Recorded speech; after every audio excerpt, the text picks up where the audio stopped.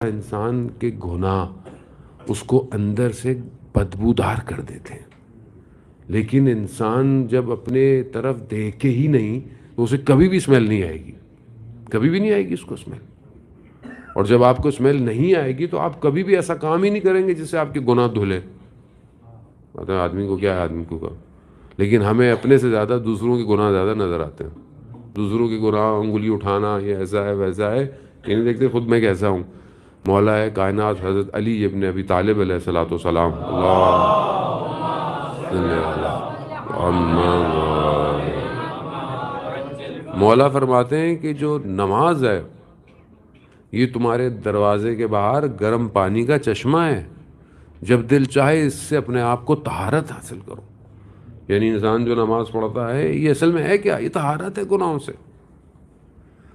جب جمعے کا دن تھا آج، اور آپ جانتے ہیں کہ جمعے کے اعمال میں مفاتی جناح کے اندر جہاں ائمہ کی نماز ہے وہاں پر ایک نماز ہے، نماز جعفر طیار، ٹھیک ہے، اور نماز ہے کہ جمعے کو مستحب ہے، پڑھنی چاہیے. اب یہ کہ اس روایات میں ہے کہ جو نماز جعفر طیار پڑھتا ہے اس کے گناہ پاک ہو جاتے ہیں، دھل جاتے ہیں. اب ایک آدمی سال میں ایک دفعہ پڑھتا ہے تو اسے سال بعد احساس ہوتا ہے کہ میرے کو گناہ ہے، میں دھوں. لیکن ایک آدمی مہینے بعد پڑھتا ہے تو لگتا ہے کہ مہینے میں گندا ہو گیا ہوں، مجھے یہ نماز پڑھ لینی چاہیے. ایک آدمی ہفتے میں پڑھتا ہے تو اسے یہ احساس ہوتا ہے کہ مجھے ہر ہفتے اپنے آپ کو پاک رکھنا ہے. اور میں خود بھی کچھ لوگوں کو جانتا ہوں جو ہر روز پڑھتے ہیں کیونکہ انہیں احساس ہے کہ میں آلودہ ہوں. ذہن میں یہ احساس بہت امپورٹنٹ ہے. بہرحال خدا ہمیں توفیق دے کہ ہم اس نماز کو پڑھا کریں. وہ اب انسان زندگی میں نہ پڑھی ہو کسی نے نماز جعفر طیار تو سوچیں، یعنی اسے احساس ہی نہیں ہے کہ وہ گناہوں سے آلودہ ہے یا نہیں ہے، اسے احساس ہی نہیں ہے. اور یہ خود احساس ہونا یہ بہت امپورٹنٹ ہے. انسان بعض اوقات جو ہے وہ بہرحال اپنی زندگی میں اتنے سارے کام کر رہا ہوتا ہے، نیک کام بھی کر رہا ہوتا ہے، لیکن اس کو نہیں پتا ہوتا بعض اوقات وہ عیبوں اور برائیوں میں گم ہوتا ہے. کیونکہ بہرحال خود شناسی کے لیے، اپنی معرفت کے لیے انسان کو اپنی طرف متوجہ ہے. مثال کے طور پر میں اپنی مثال ہی دے سکتا ہوں، کسی اور کو تو کچھ کہہ نہیں سکتا آدمی، کہ میں کہیں مجلس پڑھوں اور آپ بولیں جی ماشاء اللہ بہت زبردست مجلس پڑھی، اور میں کیا کہوں، اور مجھے پتا ہو کہ مجلس بہت اچھی ہوئی ہے، پھر میں کہوں نہیں مطلب میں تو ویسے پڑھ ہی نہیں پایا. یہ کیا ہے؟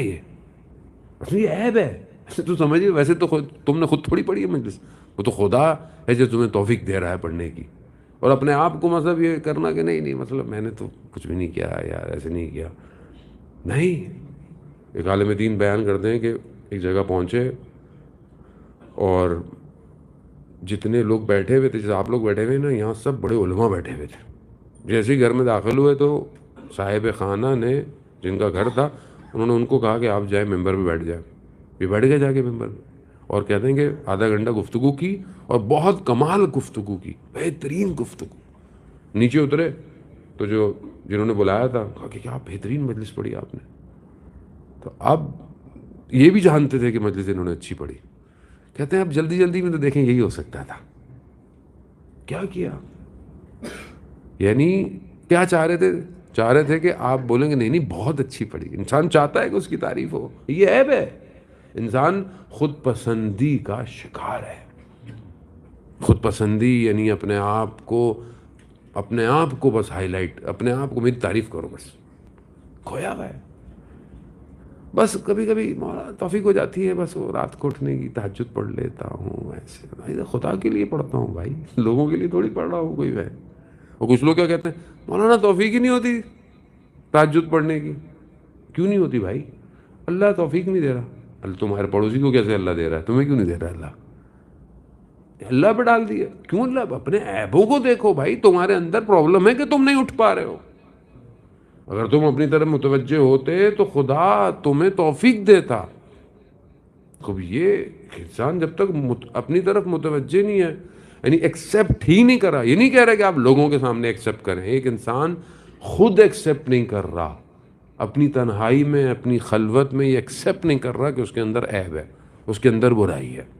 تو ایسے آدمی کو آپ کیسے لیں؟ وہ بالکل وہ مثال ہے کہ ایک آدمی سو رہا ہو، آپ اس کو اٹھا سکتے ہیں.